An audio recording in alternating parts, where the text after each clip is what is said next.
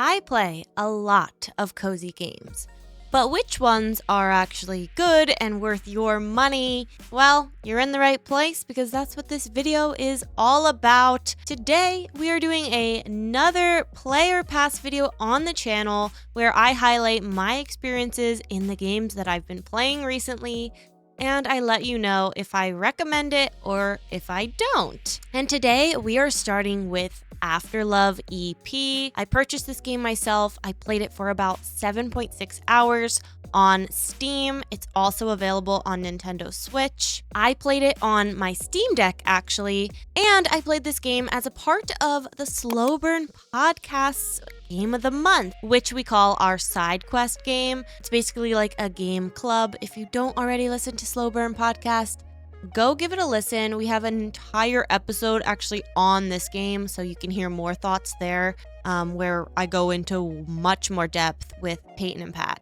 This game is from the creator of Coffee Talk, so it kind of had a lot to live up to with that, and I'm not sure that it did. Afterlove EP is a narrative story game with rhythm gameplay elements because there's a whole music thing about this game. You play as Rama, who is getting back into their life again after experiencing the death of their girlfriend. So they had been kind of processing that grief for a long time, cut people out of their life, wasn't really responding or active in their own life, and now they're trying to get back into it, start their band up again.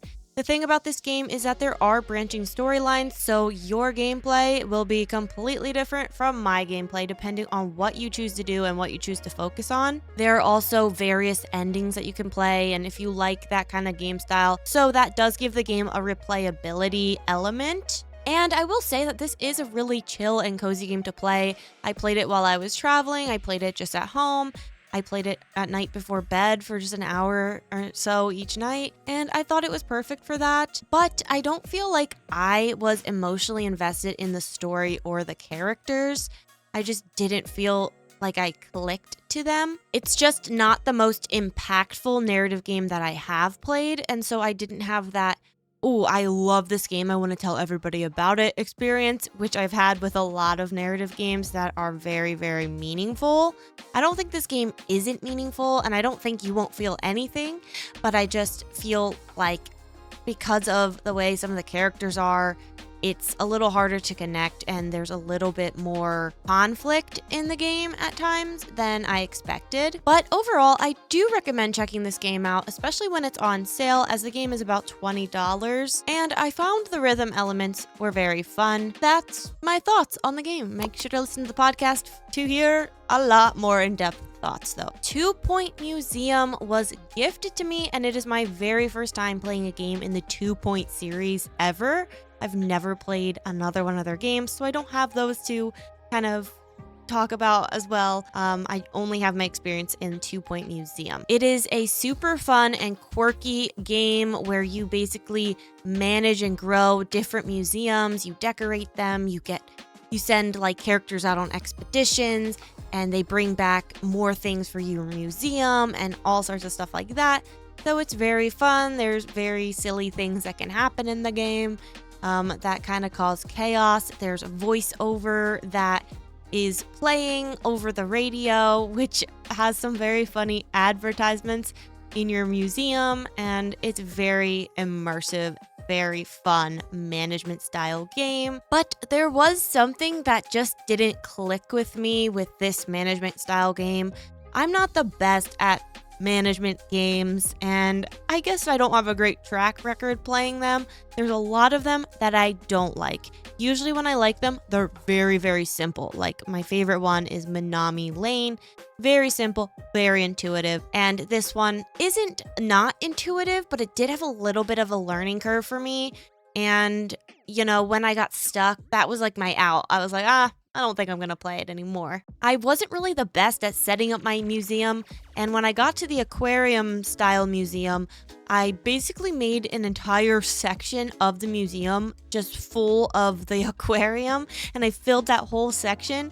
So yeah, when I had to add more things as part of the quest line to unlock the next types of museums and stuff, I got stuck because I didn't know how to really break down what I had already built in an easy way. And I just was like, okay, I'm done. So I don't know. I don't think this game is bad by any means. It's definitely extremely polished and so much work goes into these games and they are high quality, but I did not find myself feeling like very invested into this game. I know a lot of you guys have felt that way though, so I'm very glad. This is just my experience. I do recommend the game though. I feel like it is very fun. It is very silly and quirky, and this series seems to just be very polished. And there's a chance I will play this game again and go back to it. I just don't feel like it right now. It's perfect for those who like the management games with decorating, and yeah. There's also a sandbox mode, but I didn't try it. The next one is called Grimoire Groves, and I originally wasn't gonna pick up this game, but then I did.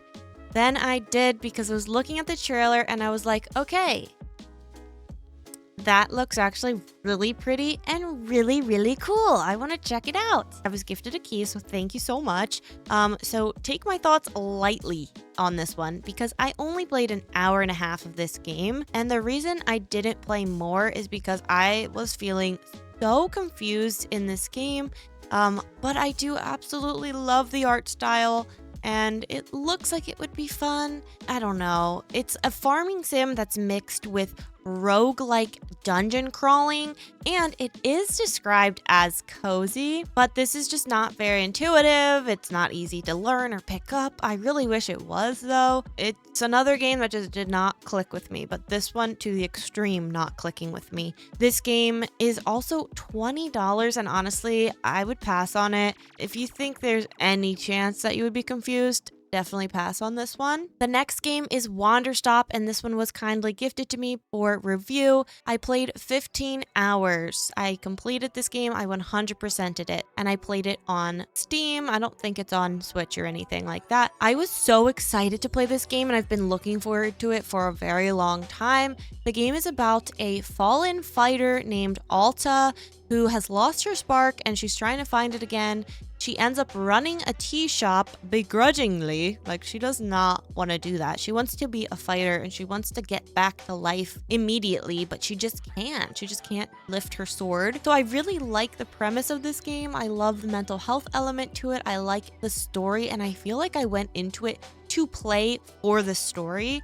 So the gameplay felt... It sounds so stupid, but the gameplay felt like annoying to me longer in because I wanted to know what the story all was. So different customers will walk around the tea shop and you have to fill their orders. Some of them are very straightforward orders. You can just follow step-by-step instructions and make them their tea.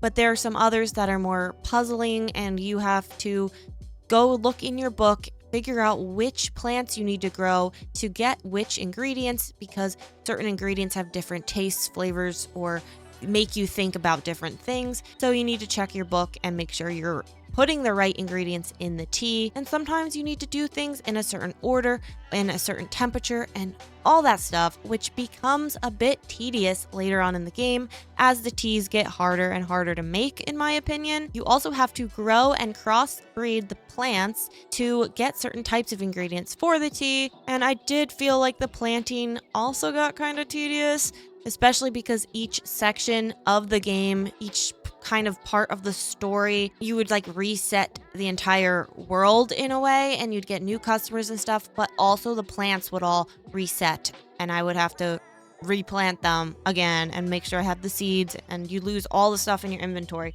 So I didn't really like that. And once you do regrow the plant, that's fine, whatever, you figure it out, but it only harvests plants for so long. I wish that it was easier to reharvest the plants. I just wish they constantly were producing the fruit, because I did not feel like finding the seeds if I didn't have the seeds.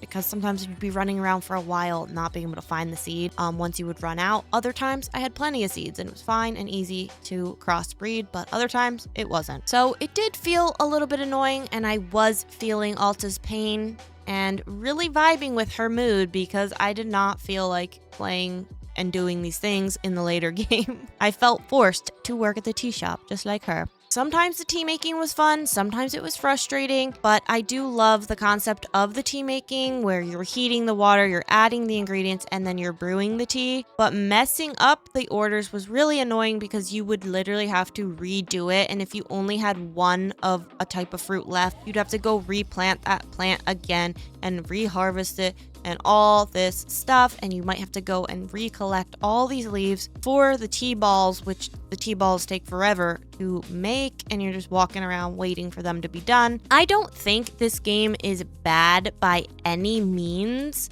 but I do feel like it got a bit tedious and took a little bit away from the story element for me. And this is my experience. I know a lot of people raved and loved this game, but I just ended up feeling like very meh about it.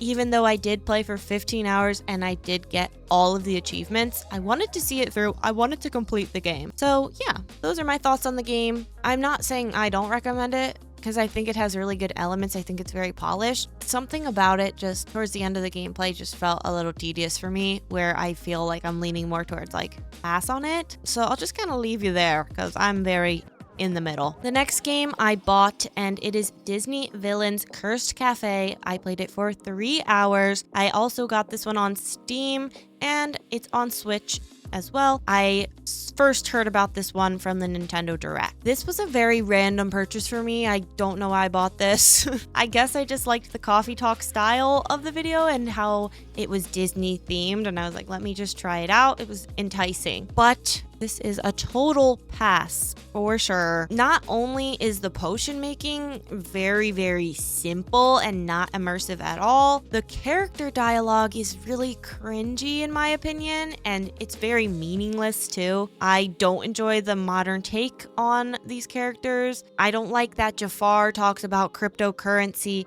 and Maleficent is becoming a live streamer. I just don't like that they have iPhones. It's weird and doesn't feel right to me. I guess it's a little bit funny, but I don't know. I don't like it. So I stopped playing it for those reasons. This one's a definite pass, as I just feel like the narrative games that I like are more meaningful, and this showed me that I just don't like this, whatever this is. Play Coffee Talk, play something else. Don't play this one. Next up is Kitchen Sink Aloha. This was gifted to me and I played it for 4.5 hours. I was nervous to give this one a go because I wasn't really sure what I was going to think about it, but it's actually super cute and really fun. It's a story-driven cooking RPG that has part storyline through an anime art style and then part gameplay in a pixel art style, where you basically guide the characters to cook recipes in a certain amount of time, and you can upgrade recipes and get new recipes and get new characters and all sorts of stuff throughout the story part. The game is simple to learn. It has features that make it easier or harder, however you want to play. And it has very thought out characters with good personalities. It has a lot of gameplay, seemingly. And the game is $20, but I do think that if you want a cute cooking game with story and cute relationships, because you can get involved with the relationships in this game, then I think that this is worth checking out for sure. Give it a go. Check it out. Not a lot of people know about this one. Kitchen Sink Aloha. Next is Mudborne, which is also gifted to me, and I was worried about this one because I was scared I wouldn't enjoy it, but I actually did enjoy it, but also I stopped playing it. So let's talk about that. My community wanted to see the game more, so even though I was a little nervous, I knew some of them liked it, and I was like, they can help me through it. So I streamed it, and the game has a very pretty art style. It's the same creators of the game Apico, which is like a bee breeding game. This one's a frog breeding management game. You are working to restore all these lost frog populations, which is really adorable. We love frogs, but we love strawberry cows more. We do. There's no denying it. So I feel that this game is charming and it guides you a lot in the beginning, which is very needed and is very satisfying as well when you're completing all the tasks. But there are definitely some difficult breeding puzzles as you go along, because you need to breed certain frog variants to unlock different portals, and then you can go to these portals in these dream worlds, which are your world but upside down kind of thing, and different stuff is there that you can collect to breed more frogs, and that part is overwhelming to me. Once you're kind of on your own more and you have to solve these breeding puzzles, that's where I'm like, I don't think I can play this because I'm intimidated, to be honest. It kind of made the coziness of this game fall away from me after completing all the like little tasks in the thing, and then it's open-ended and I'm like, whoa, I don't know what to do. So it just feels too complicated for my little brain, but I did enjoy the first few hours. I might go back to this one in the future, just not right now. This game is only $7.99, which I feel is a steal. I just rhymed. So it's definitely worth checking out for that price to see how you like it. I absolutely think it's worth checking out for that price. Little Sim World, I played for 27 hours. This is an early access game on Steam, and I made an entire 100-day video of it. That's why there's so much gameplay in it. Make sure to subscribe to my channel because I am working on another 100-day video. They're very fun and rewarding to make, but they're a lot of work. I got to play Little Sim World a few weeks before the official early access launch. This game has a lot of potential, and I think early access release is a good idea because I do have a lot of feedback and it's definitely not complete. It feels early access for sure. This is a twist on a Sims style game, but in a different art style completely. You create your character, you enter your world, and you manage your health, your happiness, your thirst, your hunger, your energy, and your bladder control. And there's always something to do because you're always taking care of yourself. But there's also quests that you can follow and do, and it's a lot to manage. But as you play, you increase your skills and your interests through reading, going to the gym, going to classes. Because you're increasing your skills and interests, your needs actually get easier and easier to take care of because you level up and you get different perks that help you along the way, making you run faster, all sorts of stuff. So I do like those elements of the game. I feel like the game has a lot of really good ideas. There's a museum in the game that you can fill with fish and different trinkets. There is no farming, but there is fishing, and it's pretty nice fishing. The decorations are cute. You can customize your home. You can do a lot in this game. It's very ambitious, and you can make money by selling items at the pawn stall, by writing books and earning royalties, by completing tasks from the notice board in town, and from completing quests with NPCs. And there's probably a bunch of other ways you can make money as well. There are NPCs, there is romance, but there is no marriage yet, and there is no baby making yet. I don't know if there will be babies, but I think they have those things planned for a game like this. There are kind of like 3 types of NPCs in the game. There are the NPCs that run the town. There's a guy at the pub, there's a person at the electronics store, there's someone at Banana 21 who sells clothing, there's a hairstylist. They all stay in place where they work.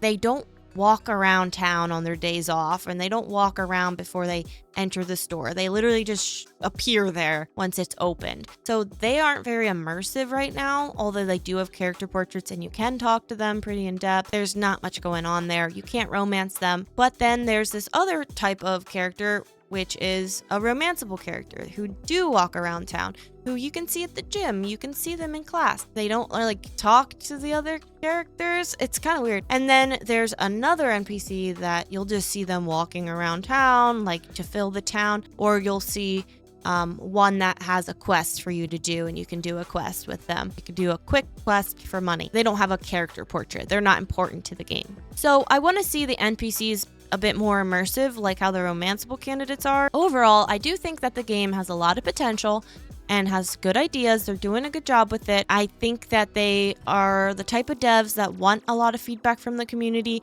They want to make the game that's for you and focused on you. So they seem very receptive to the feedback. I wish them good luck on early access. I don't know that I'll be playing anymore in early access. I might wait till the full release because I feel like I've done what I wanted to do in the game. I played 100 days. I'm going to wait for it, but I think that you can still get a good, enjoyable couple seasons out of the game. Overall, I would say this is one that you should definitely pick up eventually. Maybe when it's full release, maybe now, if you want to be able to, play the game and give them feedback. Next up, I'm talking about Luna's Fishing Garden, which I purchased myself. This is a game from like 2021, and it was another side quest game that we played as part of the Slow Burn podcast with the community. So we all play it together on our own, and then we talk about it and talk about all our thoughts. So listen to our podcast episode. But this game was such a fun and amazing experience for me. I really enjoyed this one a lot. You play as Cassie and you do quests for different spirits to restore the island, the archipelago. You create a thriving environment of wildlife and plants once again for these spirits.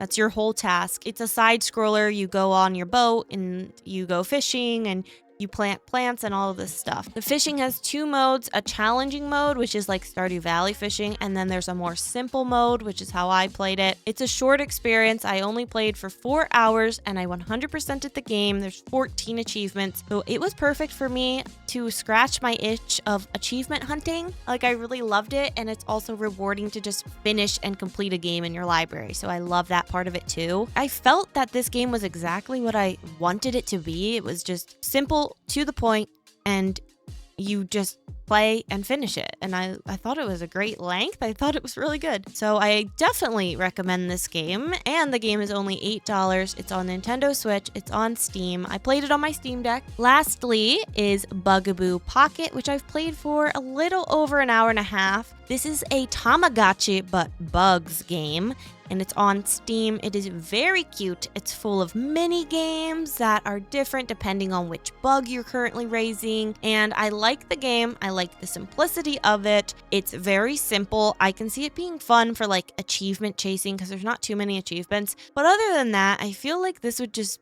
be better as like a mobile game that you kind of have with you actually in your pocket than on Steam. It's not something I'm just gonna pull up all the time and play. I do like the game overall. I like putting hats on the bugs. I like figuring out which items they like in their little habitats. It's very fun. And there's little bug facts you can learn, and the mini games are very fun and simple. So it's really cute, but it's not something I'm gonna really stick with long term. I think $20 is a little pricey for a game like this, although I know that the devs put so much work and effort into their games and they want to make their money back. I just don't know that a lot of people would purchase it for that price. I would say that you should wait for a sale price to get your money's worth of this. But yeah, those are my thoughts on all of these games. Thank you for watching, and I hope you enjoyed the video. If you did, please subscribe to my channel. I would appreciate it so much. And I make videos like this frequently. I've also been making some gameplay videos. I stream every week on the channel. And if you want more content from me, like exclusive behind the scenes videos and chats and all sorts of stuff, become a channel member and support me. I would appreciate it so much. We love the channel members. And we also have a thriving Discord community, which is completely free to join. So feel free to join there. We chat about cozy games, cozy hobbies, and we are very welcoming and kind. And I'm so proud of our community. So please join if you want to, if that's your thing. And hopefully, I'll see you in my next YouTube video. Bye!